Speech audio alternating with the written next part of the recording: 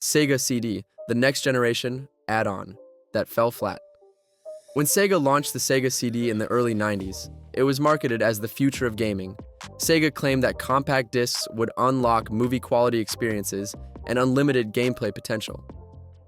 It sounded like a massive leap forward from cartridges, but the reality was underwhelming. Most Sega CD games were just re-releases of Genesis titles with longer loading times and slightly better music. The so-called cinematic experiences were full of blurry full-motion video and clunky controls. Night Trap and Sewer Shark became infamous examples of how style couldn't replace substance. Gamers were promised a new era of technology. What they got was an expensive add-on that didn't justify its cost. It was a lesson that more hardware doesn't always mean better gaming. Atari Jaguar, the fake 64-bit powerhouse Atari's last major console, was sold with one of the most arrogant taglines in gaming history: "Do the math." The company boasted that while Nintendo and Sega were still stuck in the 16-bit world, the Jaguar was a full 64-bit machine. The problem? It wasn't. The system's architecture was a confusing mess of multiple processors, and developers found it nearly impossible to make quality games. Atari's 64-bit claim was mostly a marketing illusion. The console couldn't perform anywhere near what a real 64-bit system should. Games looked rough, controls were awkward, and the infamous controller, loaded with unnecessary buttons, made things worse. What was supposed to be a powerful beast turned into a cautionary tale about misleading specs and broken promises. PlayStation Vita, console power, handheld life support. Sony hyped the PlayStation Vita as a console in your pocket, capable of delivering PS3 quality games anywhere. It had an OLED display, dual analog sticks, touch controls, and a massive potential library. But after the first wave of big titles, Sony quietly abandoned it. Developers followed.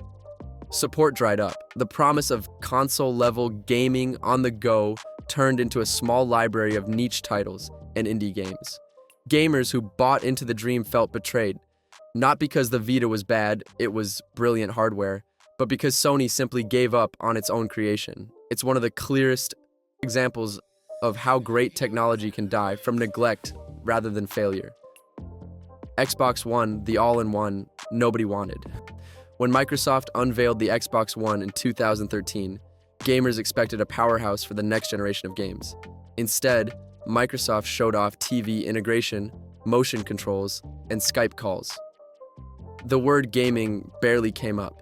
They promised a future where you could control everything in your living room through the Xbox.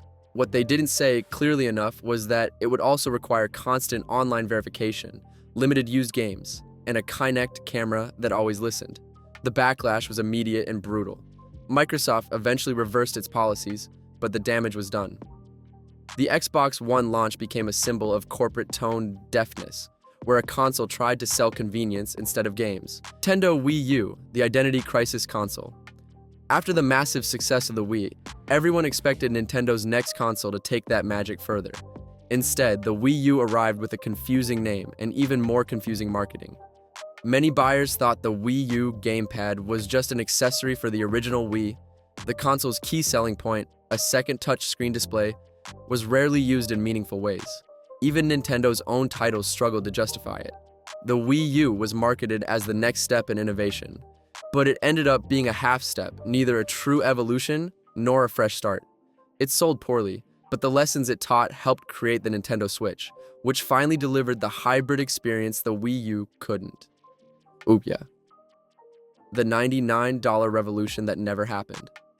The Ouya looked like the future of indie gaming, a tiny, affordable console powered by Android that anyone could develop for. Its Kickstarter campaign exploded with millions in funding, and the hype was sky high. But when it launched, reality hit. The controller felt cheap, the interface was clunky, and the library was filled with simple mobile ports that no one wanted to play on a TV.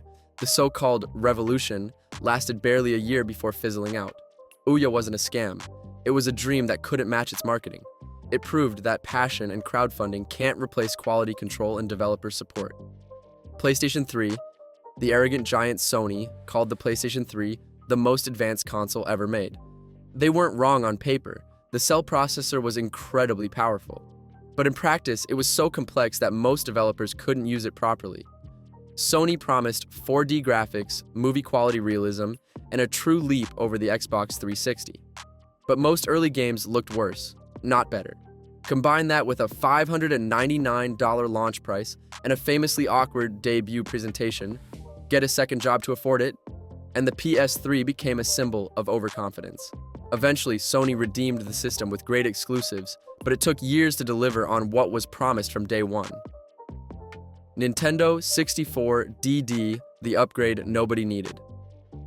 The Nintendo 64DD was supposed to transform the N64 into a creative powerhouse with rewritable discs and online connectivity. Nintendo promised a revolution in how games were made and shared, but by the time it launched, in Japan only, developers had already moved on. The internet features were limited, the games were few, and the whole thing felt like an afterthought. The 64DD became a collector's item almost instantly. It's remembered more for what it could have been than what it actually was. 3DO, the $700 future of gaming. In the early 90s, the 3DO tried to redefine the industry. It was promoted as a multimedia monster, better graphics, smoother animation, and more mature games. But its pricing model killed it. Instead of competing with Sega and Nintendo, it launched at nearly $700, an absurd price for a console in 1993. The few games available weren't enough to justify it, and most of them were low-effort FMV titles. The 3DO's lie wasn't technical, it was emotional. It told gamers they were buying the future, but all they got was an expensive curiosity. Polymega, the all-in-one retro savior. Retro gamers were thrilled when the Polymega was announced. It promised compatibility with cartridges, CDs, and classic systems, all in one sleek box. It was the ultimate nostalgia machine. Years of delays, production issues, and controversies over performance left fans skeptical. By the time it shipped, many had moved on or felt cheated by endless hype and vague communication. The Polymega wasn't a total failure. It worked for many users. But it's another reminder that when companies promise everything, they usually deliver less than expected. Google Stadia, the future of gaming, that couldn't stay online. When Google entered the gaming space, it said hardware was dead. Stadia would let you stream any game instantly with no lag in 4K resolution. But the technology just wasn't ready. Lag, connection drops, and pixelated visuals plagued users. The library was small, and Google failed to secure big exclusives. Despite the potential, Stadia felt unfinished, and Google's history of abandoning projects made gamers hesitant. Sure enough, a few years later, Stadia shut down. The promise of a console-free future vanished as fast as it appeared.